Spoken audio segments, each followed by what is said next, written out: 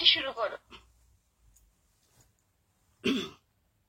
ওম গুরুবে গৌরচন্দ্রায় রাধিকায় তদালয়ে কৃষ্ণায় কৃষ্ণ ভক্তায় তদ্ভক্তায় নমো নমো। প্রথমে আমি নিত্যলীলা প্রবিষ্ট জয় ওম গোবিন্দ পৃষ্ঠায় মহাভাগবত পরমহংস অষ্টোত্তর শত শ্রী শ্রী মত শিবানন্দ গোস্বামী মহারাজের পাদপদ্মে আমার কোটি কোটি দণ্ডবত প্রণাম। আর সমস্ত রূপানুগ গুরুবর্গ গুরু পরম্পরা এবং সমস্ত আচার্য বর্গের চরণে আমার কোটি কোটি দণ্ডবত প্রণাম। আর উপস্থিত সমস্ত কৃষ্ণপ্রেম অনুরাগী গৌরভক্তের চরণে আমার কোটি কোটি দণ্ডবত প্রণাম। বাবা আমাদের আজকে আমি গুরুদেবের কিছু মহিমা কীর্তন করে আমি ভগবতে প্রবেশ করব। বাবা আমাদের দীক্ষা গুরু ছিলেন। গুরুদেব হচ্ছেন ভগবানের রিপ্রেজেন্টেটিভ, প্রতিনিধি। তাই গুরুদেব হচ্ছেন ভগবানের সঙ্গে এক অভিন্ন। গুরুদেব বাবা নিত্যলীলা নিত্যধামে নিভৃত নিকুঞ্জ লীলায় তিনি প্রবেশ করেছেন।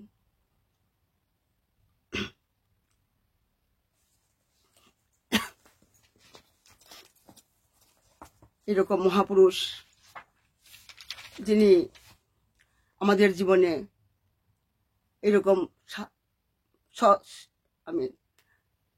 সন্ত, এরকম সদ্গুরুদেব আমাদের জীবনে নিজের সাধনার দ্বারা আসে না, কিন্তু জীবনে সদ্গুরু প্রাপ্তি বা ভগবত প্রাপ্তি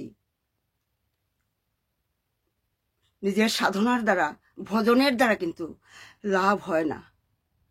কিন্তু এইরকম সদ্গুরু, এইরকম মহাপুরুষ বা সাধু, যার জীবনের আধারেই হচ্ছে গোবিন্দ নাম, যার জীবনের আধারেই হচ্ছে রাধা নাম, কৃষ্ণ নাম,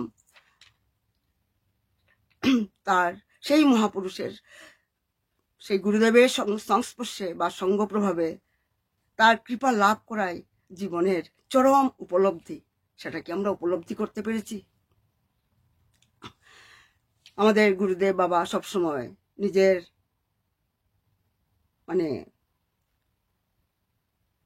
সাধারণভাবে থাকতেন। তিনি সাধারণ মানুষের মতো তার কথাবার্তা ছিল।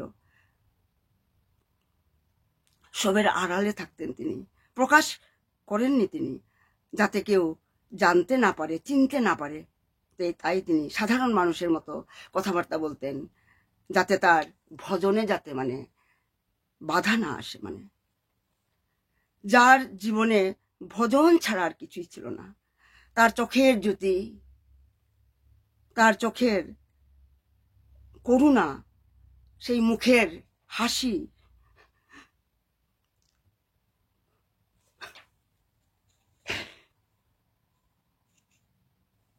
সেই মুখের হাসি আমাদের এটাই বুঝায় যে তিনি কিছু একটা পেয়েছেন, কিছু একটা পেয়েছেন। মনে হয় গোবিন্দ সবসময় তার সঙ্গে খেলছেন, কথা বলছেন, রাধারানী তার সঙ্গে লীলা করছেন, কথা বলছেন। যেভাবে বাবা রাধাকুণ্ডে বসে চেয়ারে পাটা তুলে বসে,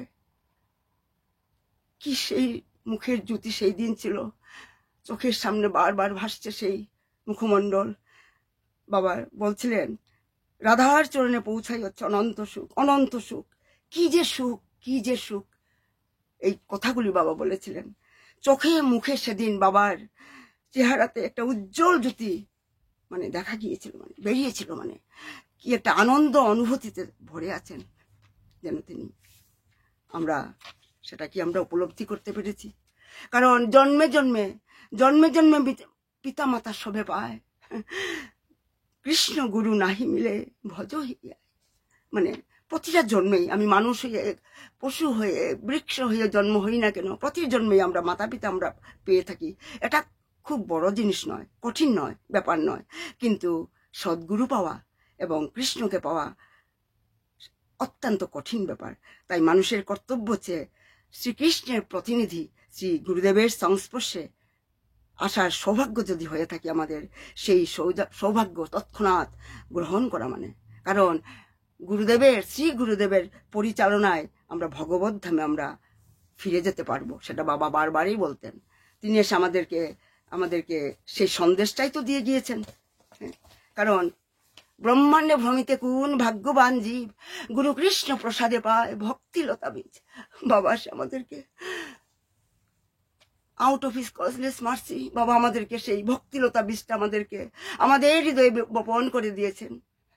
আর সেই ভক্তিলতা বীজটাকে কিভাবে বাড়াতে হবে সেটাও তিনি বলে দিয়ে গেছেন। আমাদেরকে সেই সম্বন্ধ জ্ঞান, অভিধেয় জ্ঞান, প্রয়োজন জ্ঞান সবই বাবা দিয়ে গেছেন। কিন্তু আমরা হতভাগা, আমি আমার কথাই বলছি, আমরা কি সেটা বুঝতে পেরেছি, জানতে পেরেছি, উপলব্ধি করতে পেরেছি আমরা বাবা কি বলতে চেয়েছিলেন, কি বলেছিলেন আমাদেরকে? যার জন্য বাবা সব সময় ভক্তদের ডাকতেন নিজের কাছে। তাই আমরা অন্য কোনো বাবা অনেক অনেক ঘাট আছে, আমরা কোনো ঘাটে যাব না। তাই তো আমাদের লুচন দাস কি সুন্দর করে গিয়েছেন যে, কে যাবি রে ভাই আয় ভব সিন্ধু পার, ধন্য কলির যুগের এই শিবানন্দ অবতার। আমার আর বাবার ঘাটে হদান খেয়া বই, জড় অন্ধ আতুর অবধি পার হয়। হরি নামের নৌকাখানি শ্রী গুরু কান্ডারি,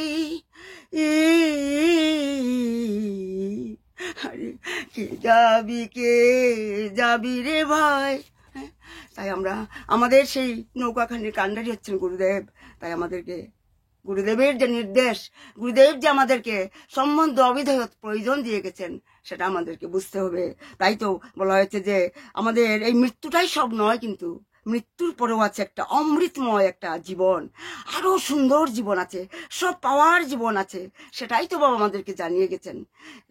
সেই জীবনটা কিরকম? সেই জীবনটা হচ্ছে একটা অভিসারিকার জীবন, অভিসারিকার জীবন, মরণের পরের জীবন, অভিসারিকার জীবন।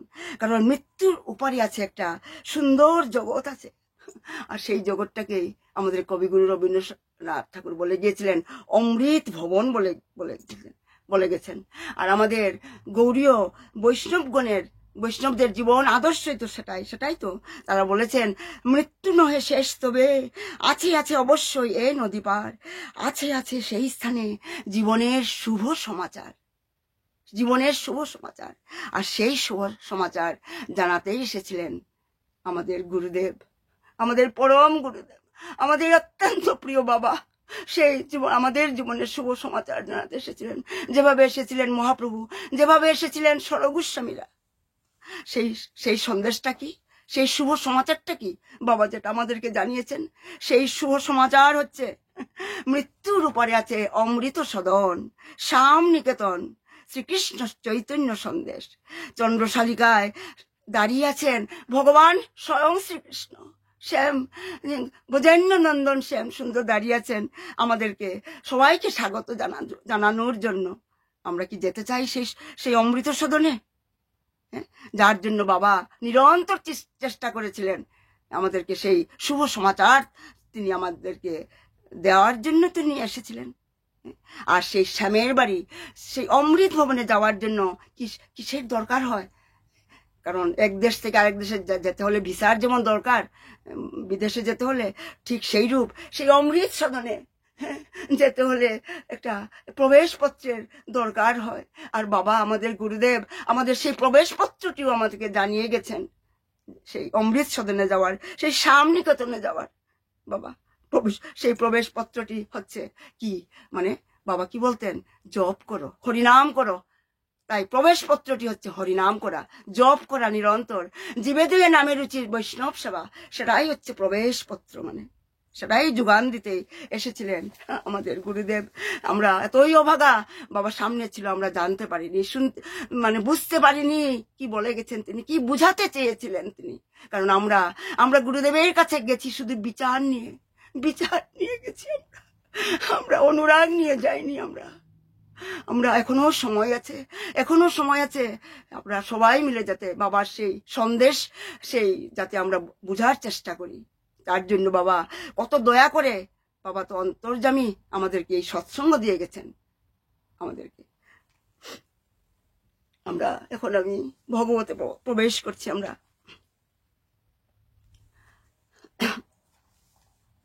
ভগবানের প্রতি, গুরুদেবের প্রতি যদি কারো প্রেম জাগে, তবে সেই ভক্তের মধ্যে আটটা লক্ষণ মানে দেখা যায়। মানে যদি গুরুদেবের প্রতি, গৌর গোবিন্দের প্রতি, রাধারানীর প্রতি অল্প মানে কিঞ্চিত প্রেম হৃদয়ে যদি উদিত হয় বা লক্ষিত হয় বা ভালোবাসা জন্মায়, তবে আটটা লক্ষণ দ্বারা আমরা তা বুঝতে পারবো। মানে এই লক্ষণগুলো না থাকলে বুঝতে হবে এখনো মানে গুরুদেবের প্রতি, ভগবানের প্রতি প্রীতি জাগেনি হৃদয়ে। মানে যেখানে যেখানে যেখানে ভগবানের দিব্য রূপ লীলার মহিমার কথা কীর্তন করা হয়, শ্রীমদ ভক্তি যজ্ঞ করা হয়, যেখানে সাধু সমাগমে ভগবানের কথার গুণগান করা হয়, সেখানে ভগবান কি রূপে উপস্থিত হয়ে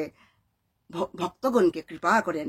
গুরুদেব স্বয়ং উপস্থিত হয়ে ভগবান আমাদেরকে, ভক্তগণকে কৃপা করেন। আজকে এই সৎসঙ্গ বাবা আমাদেরকে দিয়ে গেছেন, এই প্ল্যাটফর্ম দিয়ে গেছেন সৎসঙ্গ। নাহং তিষ্ঠমি বৈকুণ্ঠে যোগিনাং হৃদয়ে শুভা যত্র গায়ন্তি মদ্ভক্তা তত্র গায়ন্তি নারদা। বাবা কিন্তু এখন উপস্থিত আমাদের এই সৎসঙ্গে, সেটা আমাদের বুঝতে হবে। কারণ যেখানে যেখানে ভক্তরা মিলে গুরুদেবের মহিমা কীর্তন করে, ভগবান শ্রীকৃষ্ণের, রাধারানীর মহিমা কীর্তন করে, লীলার কীর্তন করে, সেখানে থাকতে পারেন না। কারণ আমাদের গুরুদেব, আমরা জানি বাবা তার নিত্যলীলা সাঙ্গ করে নিত্যলীলায় প্রবেশ করেছেন, নিকুঞ্জ লীলায় প্রবেশ করেছেন, রাধা কৃষ্ণের যুগল সবাই তিনি এখন নিযুক্ত হয়েছেন তিনি। কিন্তু বাবা কিন্তু সৎসঙ্গে আছেন, কারণ বাবা মানে সূক্ষ্ম দেহের তিনি সর্বত্র বিরাজমান, আমাদের হৃদয়ে বিরাজ করছেন তিনি। তাই বলা হয় যে এইভাবে গুরুদেব আমাদেরকে নিরন্তর তিনি কৃপা করবেন, নিরন্তর কৃপা করবেন তিনি, করে যাচ্ছেন এবং করবেনও। আমাদের যখন কেউ প্রশংসা করে তখন আমরা খুবই কিন্তু আমাদের মনটা খুশি হয়, আমাদের ভালো লাগে, তাই না?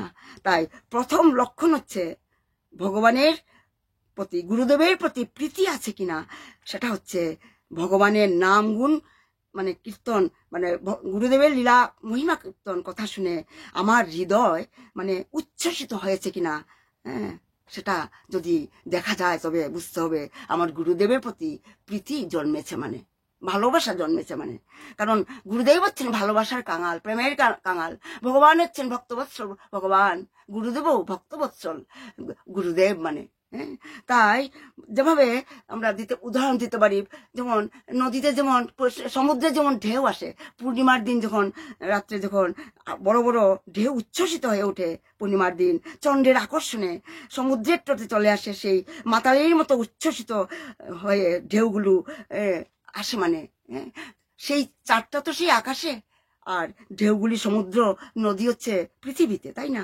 কোথায় চাঁদ আর কোথায় সমুদ্র, নদী কোথায়? একজন আকাশে, একজন পৃথিবীতে, কিন্তু আকর্ষণে উচ্ছ্বসিত তরঙ্গ আসে। ঠিক সেইভাবে আমার, আপনাদের সবাই মানে সবার যখন ভগবত চরণে প্রীতি হয়েছে কিনা, ভালোবাসা জন্মেছে কিনা বোঝা যাবে যদি ভগবানের, গুরুদেবের নাম কীর্তন শুনে হৃদয় যখন উচ্ছ্বসিত হয়ে যায়।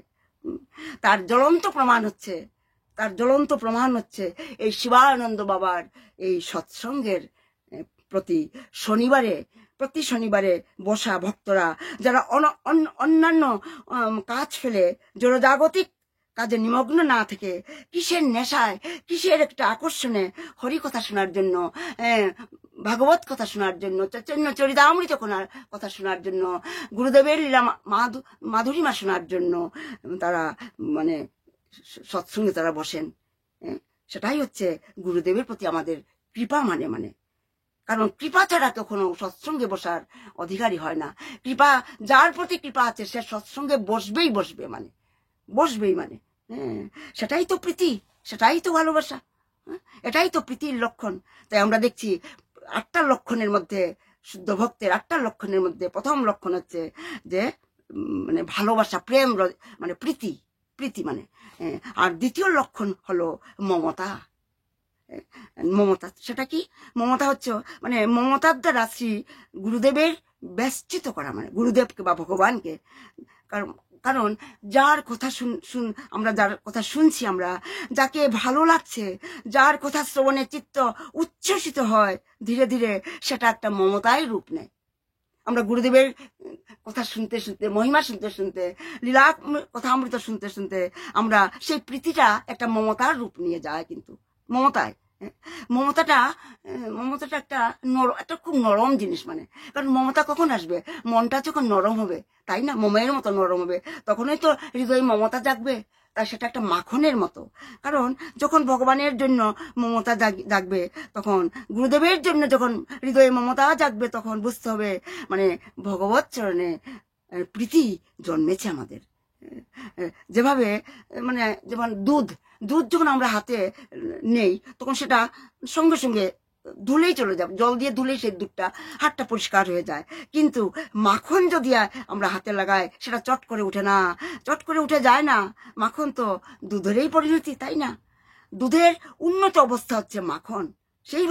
ঠিক সেইভাবে যার নাম রূপ লীলা মানে যার ভালো লাগে, হৃদয় উচ্ছ্বসিত হয়, সেটা তখন ধীরে ধীরে সেটা তখন মমতায় রূপ নিয়ে যায় মানে। আর তৃতীয় লক্ষণ হচ্ছে বিশ্বাস, মানে বিশ্বাস। তাই বিশ্বাস যুক্ত হয়ে যায়, ভালোবাসা প্রীতি যদি ভগবানে গুরুদেবে হয়ে যায়, মানে তখন গুরুদেবের প্রতি, ভগবানের প্রতি একটা সুদৃঢ় বিশ্বাস আসবে আমাদের। ভগবান যে আছেন মানে গুরুদেব যে আছেন, সেটা সেই যে বিশ্বাস, গুরুদেব আছেন, গুরুদেব আমাদের চোখের সামনে থেকে আমরা দেখতে পাচ্ছি গুরুদেব নেই, বেনারস এখন গুরুদেব নেই। আমরা তো সেটাই তো ভাবি, জাগতিক মানে বুদ্ধি দিয়ে, জাগতিক দৃষ্টি দিয়ে, এই আমাদের পঞ্চেন্দ্রিয় জ্ঞানেন্দ্রিয় দিয়ে সাধারণত আমরা ভাবি গুরুদেব তো নেই, বা এখন তো গেলে আমরা দেখতে পাবো না। আরে গুরুদেব তো পৃথিবীর সব জায়গাতেই আছেন। এটা হচ্ছে বিশ্বাসের জিনিস, এটা অনুভব করার জিনিস, এটা বিশ্বাসের জিনিস। তাই বিশ্বাস মানে কি? এটা মানে মুখে বলা যায় না, কিন্তু এটা বোঝানো খুবই কষ্ট। মানে আমি এখানে প্রীতি, এই যে মমতা, এই বিশ্বাস, এগুলি কথার দ্বারা বোঝানো যায় না, এটা অনুভবের জিনিস। তাই শাস্ত্র মতে বিশ্বাস হচ্ছে কি? সাধু শাস্ত্রের বাক্য যখন সুদৃঢ় নিশ্চয়াত্মিকা বুদ্ধির নাম, সেটাই হচ্ছে বিশ্বাস। বিশ্বাসের সংজ্ঞা হচ্ছে এটাই। আপনারা মন দিয়ে শুনবেন। কিন্তু সেই বিশ্বাসটা যখন গাঢ় হয়, মানে যেমন সেটা মানে যেখানে বিরুদ্ধ ভাবের দ্বারা যখন সেই বিশ্বাস আক্রান্ত হয় না। অনেক সময় অনেক সময় মানে খুব সুদৃঢ় বিশ্বাস থাকে, কিন্তু কারো কথা শুনে সেই বিশ্বাসটা ভঙ্গ হয়ে যায়, সেটা কিন্তু বিশ্বাস নয়। সেই বিশ্বাস হচ্ছে সেটাই যেটা মানে বিরুদ্ধ ভাবের দ্বারা আক্রান্ত হয় না। যেভাবে আমরা উদাহরণ দিতে পারি, ছোট উদাহরণ, যেমন আজকে হচ্ছে শনিবার, কেউ যদি আমাকে বলে না আজকে হচ্ছে রবিবার, আজকে হচ্ছে এখন সন্ধ্যা হয়নি, এখন সকাল, কেউ যদি আমাকে বুঝাতে চেষ্টা করে, ইনফ্লুয়েন্স করে, আমি যদি তার কথায় বিশ্বাস করে যাই, সেটা বিশ্বাস নয়।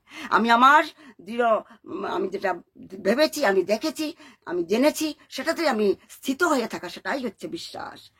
এক চুলো নড়চড় হবে না মানে কারো কথায়, এর নামই হচ্ছে বিশ্বাস। হ্যাঁ, আর চতুর্থ লক্ষণ হলো যার প্রতি আমরা অতিরিক্ত মানে প্রীতি আসে, ভালোবাসা আসে, কখনো কখনো আমরা তার প্রতি আমরা অভিমানও আসে। যেভাবে গুরুদেবের সঙ্গে অনেকে অভিমান করে, আমি জানি অনেকেই অভিমান করে, আমিও করেছি, আমার কথাই বলছি।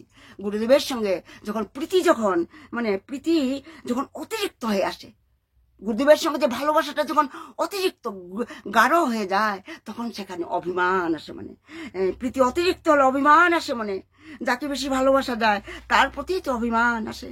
যেভাবে উচ্চকোটির ভক্ত ভগবানের সঙ্গে প্রীতির সম্পর্ক করে ভগবানকে কি বলে, আজকে তোমার মুখে প্রসন্নতা নেই কেন? ভগবানের ছবিটা দেখতে দেখতে বলে, আজকে তোমাকে দেখে দেখে মনে হচ্ছে তোমার মুখে তুমি খুশি নও, তোমার মুখে প্রসন্নতা নেই, আজকে তোমার খেতে ইচ্ছে করছে না। এইগুলি কিন্তু শুদ্ধ ভক্তের কথা বলছি আমি, এটা আমার কথা আপনার কথা নয়, কিন্তু এটাকে বলা হচ্ছে শুদ্ধ উচ্চকোটির ভক্ত ভগবানের সঙ্গে প্রীতির সম্পর্ক। ভগবানকে বলে যে যে যে যে তোমার মুখে আজকে প্রসন্নতা নেই কেন? যেভাবে দক্ষিণেশ্বরে রামকৃষ্ণদেব পরমহংস, রামকৃষ্ণ পরমহংস অন্যের থালা নিয়ে, অন্যের হাতে নিয়ে মাকে বলতেন, মা খা, খেয়ে নে। এটাই হচ্ছে মন্ত্র। কি ভাব, এটাই হচ্ছে মন্ত্র। কি ভাব এর মধ্যে। খাবি না আমার হাতের অন্য তুই খাবি না? কথা বলছেন, ডাইরেক্টলি কথা বলছেন মার সঙ্গে পরমহংসদেব, রামকৃষ্ণ পরমহংসদেব। আবার বলছেন, ও আমি খাইনি বলে তুই খাবি না, ঠিক আছে আমি আগে খেয়ে নি বলে রামকৃষ্ণ পরমহংসদেব নিজে তিনি অন্নটুকু মুখে নিয়ে দিতেন, তারপর মুখে খেয়ে তারপর মা এটো অন্নটা মার মুখে তুলে দিয়ে বলতেন, এবার খা মা, এবার খা। খবরদার এটা যেন আমরা করে না বসি, কারণ এটা করতে গেলে উচ্চকোটির ভক্ত বৈষ্ণব হতে হবে, ভক্ত হতে হবে। তাই অভিমান প্রিয়জনের কাছে কাজ করে, মানে প্রিয়জনের সঙ্গে অভিমান হয়, মানে আর পঞ্চম লক্ষণ হচ্ছে অভিমান যখন বিলসিত হয়ে যায়, মানে বিলসিত মানে যাকে ভালোবাসা যায় তার প্রতি একটা বিলাস ভাব এসে যায়, মানে তার সাথে একটা অন্তরঙ্গ বোধ বা মুহূর্ত পেতে ইচ্ছে করে। যেভাবে আমরা দেখেছি বৃন্দাবনের মানে গোপীরা বা বৃন্দা দেবী, আমরা কি বলি, আমরা বৃন্দা দেবীর কাছে আমরা এই বলি, এই মনের এই অভিলাষ বিলাস কুঞ্জে দিও বাস। মানে যেভাবে আমরা প্রিয়জনদের আমরা বাড়িতে, যেমন আমার ছেলে মেয়ে পুত্র নাতি নাতনি, তাদেরকে প্রিয়জন আমার, তাদের সঙ্গে বেড়াতে যাওয়া, খাওয়া, সেটা একটা বিলসিত ভাব, মানে প্রিয়জনের সাথে। সেইভাবে ভগবানকে প্রীতি করলে একটা বিলসিত ভাব এসে যায়। তখন কি হয় মনে একটা লোভের জন্ম হয়ে যায়, মানে বিলসিত ভাব আসার সঙ্গে সঙ্গে লোভের জন্ম হয়, লোভ হয়ে যায়। সেই লোভটা কিন্তু থাকা ভালো, কিন্তু সেটা যেন ভগবানের ভজনের প্রতি যেন লোভ হয়, সৎসঙ্গ করার জন্য যাতে লোভ হয়, হরি কথা শোনার জন্য যাতে লোভ হয়, এবং ভগবানের রূপ মাধুর্য যেন জানার জন্য, শোনার জন্য যেন সেই লোভ হয়। লোভ কিন্তু কোনো বিধি নিয়ম মানে না, মানে যেভাবে আমরা দেখেছি বৃন্দাবনের গোপীরা, যারা বৈদিক কোনো শাস্ত্রের কোনো নীতি নিয়ম তারা মানে না, তারা কোনো নীতি নিয়মে মানে না, তারা মানে তাম্বুল চিবিয়ে চর্বিত করে তারা গোবিন্দের মুখে তুলে দিত। কানা, এই কানা খা, তুই খাও, এই তাম্বুল খাও বলে, কানা বলে আমরা এই তাম্বুলটা, নিজের চর্বিত তাম্বুল তুলে দিত গোপীরা। আমরা কি তা পারবো? তাই ভগবৎ সেবায় যদি লোভ জেগে যায়, তবে প্রচুর লোভ জাগবে, মানে একটা লোভ সঙ্গে সঙ্গে আরো হাজারটা লোভ জাগবেই, মানে তাই ভালোবাসা হলেই লোভ জাগবেই। মানে যেভাবে গোপবালকরা তাদের মানে তারা খেয়ে রেমানেন্টস, মানে খেয়ে তারা সেটা ঝুটাটা গোবিন্দকে দিত, কৃষ্ণকে মুখে দিয়ে দিত, তার কাঁধে চড়তো। তাই তো আমাদের গোস্বামীরা কি বলেছেন, যে যদি লোভ যদি মনে জাগে, তবে সেটা যেখানে পাওয়া যায় শীঘ্রই সেটা কিনে নিয়ে নাও, যে কোনো মূল্যই তা হোক না কেন, যেখানে লোভের জন্ম হয় সেখানে সেটা তৎক্ষণাৎ কিনে নাও। তাই সেই কৃষ্ণ প্রেমকে, সেই ব্রজ প্রেমকে একটা মূল্য দিয়েই কিনে নাও। আর সেই মূল্যটা কি? সেই মূল্যটা হচ্ছে লোভ। গুরুদেবের প্রতি ভালোবাসা, গুরুদেবের চরণে পাদপদ্মে মনকে স্থির করার জন্য লোভ হওয়া দরকার। সেই লোভই হচ্ছে মূল্য। সেটা কি কখনো কবে আমাদের মনে জাগবে, সেটা আমাদেরকে বুঝতে হবে, চিন্তন করতে হবে। আর ষষ্ঠ লক্ষণ হলো প্রতি মুহূর্তে প্রতিক্ষণে যাতে নূতন নূতন নব নব অনুরাগ যখন বাড়বে গুরুদেবের প্রতি, ভগবানের প্রতি, তার দর্শনে, প্রত্যেক দর্শনে যখন মনে হবে নিত্য নূতন দর্শন, মানে যেমন গোপীরা মানে যখন ভগবান কৃষ্ণকে দেখতো, যখন গোচারণ করে যখন ফিরে আসতো, তার সেই মুখমণ্ডল দেখে ভাবতো আরে এই প্রথম দেখলাম।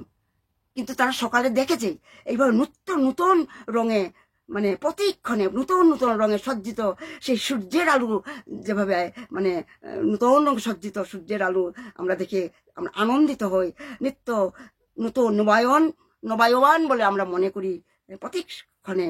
সেইভাবে অষ্টপ্রহর, যেভাবে আমরা আর উদাহরণ দিতে পারি, অষ্টপ্রহর যখন নাম কীর্তন যখন হয়, তখন প্রতিটি মুহূর্তে প্রতিক্ষণে মুহূর্তে মনে হয় যে যেন আনন্দময়, শ্রুতিমধুর। কিন্তু আমরা যখন কোনো একটা জড়জাগতিক পৃথিবীর সব বেস্ট সং, অনেক তো গান আছে মানে হিট হয়ে গেছে, খুব মানে আলোড়ন জাগিয়েছে, 1 নাম্বার হয়েছে, বলে না যে অ্যামাজনে 1 নাম্বার হয়েছে, এইরকম মানে পৃথিবীর সবচেয়ে ভালো সিঙ্গার বসেও যদি আমরা সেই একটা গান যদি আমরা বারে বারে শুনি, তখন কি আমাদের শুনতে ইচ্ছা করবে? মনে কি আনন্দ আসবে? সেই একটা গান যদি আমি বারে বারেই সেই নাম করা বিশ্ববিখ্যাত গায়িকার থেকে যদি সেই গানটা শুনি, সেম গান, মনে কি আনন্দ আসবে? কোনোদিনও আসবে না, আমরা বোর হয়ে যাব।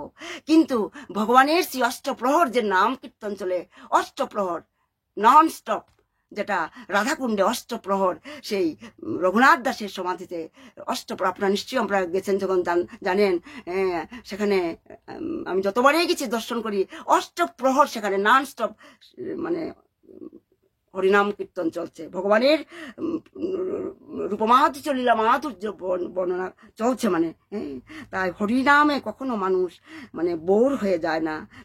কারণ কেন? কারণ নামের মধ্যে কি করেছেন ভগবান মহাপ্রভু? প্রেম দিয়ে গেছেন, নামের মধ্যে প্রেম দিয়ে গেছেন। তার জন্য আমরা অষ্টপ্রহর দিবানিশি শুনলেও আমাদের বোর হয় না, মানে আমরা বোর ফিল করি না। মানে যেভাবে মহাপ্রভু দিনের পর দিন প্রতিদিন তিনি ধ্রুব চরিত্র আর প্রহ্লাদ চরিত্র শুনতেন গদাধর পণ্ডিতের কাছে, টুটা গোপীনাথে। আপনারা নিশ্চয়ই জগন্নাথপুরীতে যখন গেছেন, টুটা গোপীনাথে নিশ্চয়ই গেছেন, সেখানে গদাধর পণ্ডিত রোজ তিনি প্রহ্লাদ চরিত্র আর ধ্রুব চরিত্র তিনি মহাপ্রভুকে শোনাতেন, যিনি হচ্ছেন স্বয়ং ভগবানের বিলাস প্রেমমূর্তি। কারণ গৌরহরি গৌরাঙ্গ মহাপুরু তো স্বয়ং কৃষ্ণাস্তু, একাংশ কলাপুংশ কৃষ্ণাস্তু ভগবান স্বয়ং, যিনি স্বয়ং কৃষ্ণ ভক্তরূপে এসেছেন। তিনি রোজ তিনি ভক্ত চরিত্র প্রহ্লাদ চরিত্র ধ্রুব চরিত্র তিনি শুনতেন। শুনতে শুনতে তার চোখ দিয়ে পড়তো, অনবরত অশ্রু বিসর্জন হতো, কাঁদতেন তিনি। প্রহ্লাদ মহারাজকে তার পিতা মারার জন্য কত চেষ্টা করেছিলেন, কিন্তু তার মন ভগবানের পাদপদ্ম থেকে একটুকু বিচলিত হয়নি, বিচ্যুত হয়নি। আর মহাপ্রভু ভাবতেন, স্বয়ং কৃষ্ণ মহাপ্রভু তিনি ভাবতেন কবে আমার ধ্রুবের মতো গোবিন্দ চরণে আমার মন বসবে। একই চরিত্র প্রতিদিন শুনতেন, কিন্তু নিত্য নতুন মনে হতো। অনুরাগে চোখের জলে ভাসতেন, অনুরাগে চোখের জলে ভাসতেন। তাই তো রাধারানী বলতেন, নাম শুনে যার প্রেম যাসে মনে, চোখে আনে এত জল। যার নাম শুনে, লীলা মাধুর্য শুনে চোখে জল আসে, মনে প্রেম জাগে, তাকে তার যখন আমরা মহাপ্রভু, তাই তো নিত্য প্রতিদিন তিনি ধ্রুব চরিত্র আর প্রহ্লাদ চরিত্র শুনতেন। আর আমরা কি ভাবি? আমরা ভাবি কি যে একটা কথা যদি 2 বার যদি শুনি, আমরা কি ভাবি যে আগের দিনও শুনেছি, আজ আবার শুনছি, আজ আবার শুনবো। এইরকম যদি এই রকমের বুধ যদি আসে আমাদের, তাহলে ভাগবত আমাদেরকে কৃপা করবে না, গুরুদেব আমাদেরকে কৃপা করবে না। প্রেমের সংজ্ঞা কি? ভালোবাসার সংজ্ঞা কি? প্রেমের সংজ্ঞা কি? প্রেম আমাদের ভিতরে তখনই আছে, আমাদের মধ্যে প্রেম তখনই আছে বুঝবো, ভালোবাসা আমাদের মধ্যে আছে তখনই আমরা বুঝবো যখন পিপাসা মিটবে না। আর পিপাসা যতই বাড়বে তারই নাম হচ্ছে প্রেম। আর পিপাসা মিটে গেলে সেটা কিন্তু প্রেম নয়। ঠিক সেইভাবে জ্ঞান তখনই থেমে যাবে যখন আমরা তৃপ্তি পেয়ে যাব, মানে when we will be satisfied, এই আমার অনেক জ্ঞান হয়ে গেছে, আর আমার দরকার নেই। তার মানে জ্ঞান তখনই থেমে যাবে যখনই আমরা তৃপ্তি মানে পেয়ে যাব, মানে থেমে। হ্যাঁ, আর তাই ঠিক সেইভাবে জ্ঞানের তৃপ্তি হয় না, আর প্রেমেও কখনো পিপাসা মিটে না। এই জন্য তো রাধারানী যখন গোবিন্দ গুধুলি বেলায় যখন গোচারণ করে তিনি ফিরতেন, তার কোমল বদনখানা ঘরমাক্ত, কারণ গোচারণ করে ফিরছেন তো ধুলি, সর্বাঙ্গে ধুলি মাখা, আর সেই কুকরানো চুলগুলো এলোমেলো ক্লান্ত, চুলগুলি কপালে এসে পড়েছে, ঘরমাক্ত তার বদন, ঘামের বিন্দু।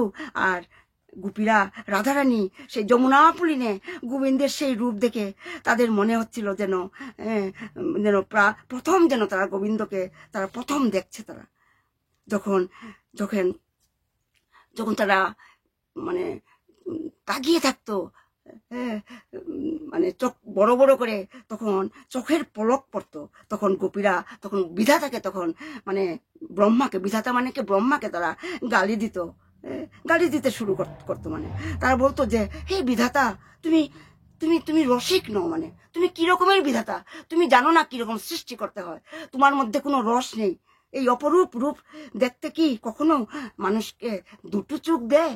দুটো চোখ সাফিসিয়েন্ট নয়। যেভাবে আমাদের আচার্য বলতেন, এই কান দুটো সাফিসিয়েন্ট নয়, হাজার হাজার কর্ণকুহর যদি থাকতো তবে আমরা সেই রস আস্বাদন করতে পারতাম। তাই গোপীরা বলছে, দুটো চোখ কি কেউ দেয় হে বিধাতা, হে ব্রহ্মা, তুমি রসিক নও, তুমি জানো না কিভাবে সৃষ্টি করতে হয়। গোপীরা বলতে দোষারোপ করছে, কারণ তাদের চোখ তো পলক পড়ছে, তাই গোপীরা গালাগাল দিচ্ছে। আরে আমার সময়ভূত হয়ে গেছে, বলছে না কেউ, মৃদুস্মিতা তুমি হরি বল, হরি বল। মৃদুস্মিতা আমার সময় শেষ হয়ে গেছে না, কিছু বাকি? শেষ হয়ে গেছে। আচ্ছা, আমার বলছো না, আমি ভেরি সরি, আমি কথা বলতে তাই আমি আরো 8টা লক্ষণের মধ্যে আরো ছিল বাকি, আমি আগামী ক্লাসে আমরা আলোচনা করব। আমি আজ এখানেই বিরাম দিচ্ছি। জয় শিবানন্দ বাবা কি জয়। সবাই যাতে আমরা বাবার চরণকে আমার বাবা যা বলেছেন, বাবার আজ্ঞা যাতে আমরা পালন করতে পারি, বাবার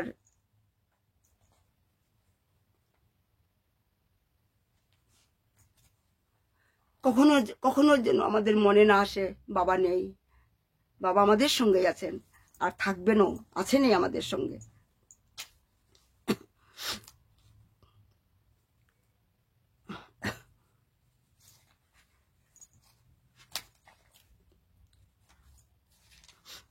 আমি গুরুদেব কৃপা বিন্দু দিয়া করো এই দাসে তৃণাপেক্ষায় অতিহীন, আরে সকল সোহনে বলো দিয়া তো করো নিজ মানে স্পৃহাহীন, সকলে সম্মান করিতে শকতি দেহনাথ যথাযথ, আরে কবে হেন কৃপা লোভিয়া এজন কৃতার্থ হইবে নাথ, যোগ্যতা বিচারে কিছু নাহি পাই তোমারও করুণা সার, আরে করুণা না পাইলে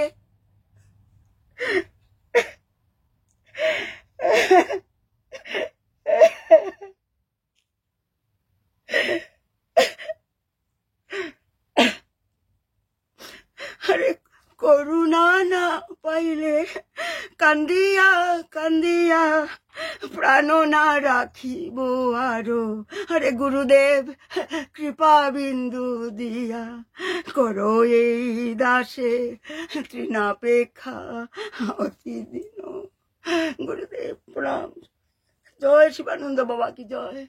আমরা সবাই যাতে গুরুদেবের যা আমাদেরকে বলে গেছেন, আমাদেরকে যাতে আমরা পালন করি, সবাই এক হয়ে, মানে এখানে কোনো মানে কি ডুয়েলিজম নয়, এখানে কোনো কি বলা হয় কন্ট্রোভার্সি নয়, যাতে আমরা বাবার আদেশ যাতে আমরা সবাই মেনে মেনে চলতে পারি, সেটাই সবার প্রতি আমার আবেদন। আর আমি আর কি বলবো, আমি আমার একটা ক্ষুদ্র বক্তব্য, আমার কোনো যোগ্যতা নেই। আপনারা সবাই এখানে জ্ঞানী গুণী সবাই বসে আছেন, সবাই আমাকে ক্ষমা করবেন। প্রণাম, সবাইকে প্রণাম, প্রণাম, প্রণাম।